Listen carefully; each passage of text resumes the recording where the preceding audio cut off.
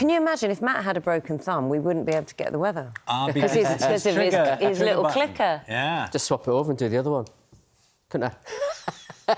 You know what? He should have got bonus hours yesterday. Not only the broken thumb, but the weather wasn't great for him either. It was rotten, really. You know, it was nice when the sun was out, but when the downpours came, they were pretty ferocious. And there are more of them to come today, I'm afraid, if you're on the move. But for many of you, away from East Anglia in the southeast, there should be a little bit more sunshine around at times.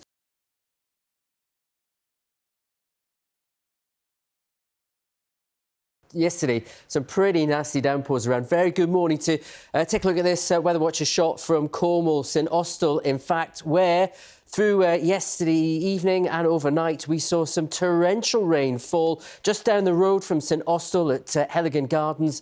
We actually saw close to a month's worth of rainfall, a lot of which fell in the space of an hour. We saw around 75 millimetres of rain, in fact, fall here.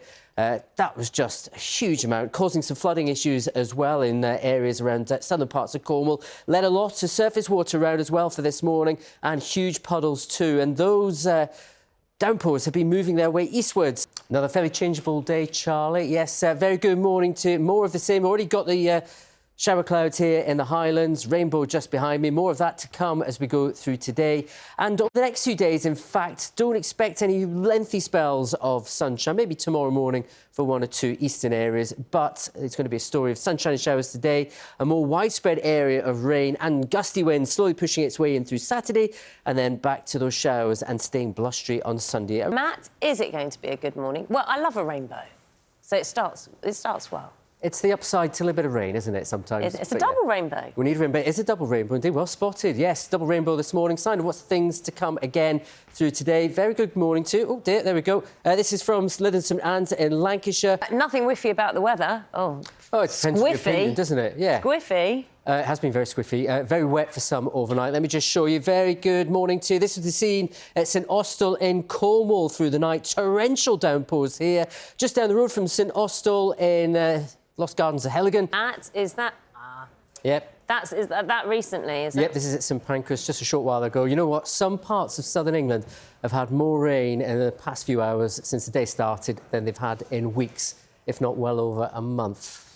It's been that dry recently, yes. Very good morning too. The rain is, of course, welcome. Not if you have been commuting this morning, having to head out the door very shortly across parts of South East England and East Anglia. This is where we've got the most persistent of the rain through today, some of it which will be heavy and thundery.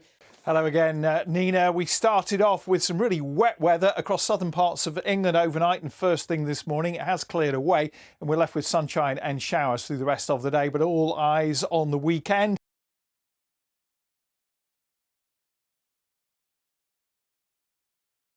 Hello again, Nina. I'm going to start with a lovely picture from a weather watcher in Worcestershire. We're essentially seeing through the rest of today a mixture of sunshine and showers. But overnight there was some travel disruption with some really heavy rain falling in Plymouth. 42 millimetres, that's over half a month's worth of rain. That fell in just 1 hour. And then the heavy rain swept its way towards the southeast of England. Again, some travel disruption around Gatwick. We had 26 millimetres of rain at Charlwood in Surrey, more than we had during the whole of the rest of August. Good evening. Certainly a more changeable weekend than we've grown used to of late. Having said that, I think at times we'll see some dry and bright conditions. A lot of Saturday actually is dry, maybe a few showers here and there, but the bulk of the rain not arriving until later on in the day, although you will notice a bit more cloud feeding in and the breeze picking up as the day wears on. So rain later, and then into Sunday, I think a mixture of some blustery showers, maybe an odd rumble of thunder, but also some sunshine coming through as well. But equally, you will get to see some sunshine around as well. So yes, it is a changeable look, but often not too bad. Have a good weekend. Take care.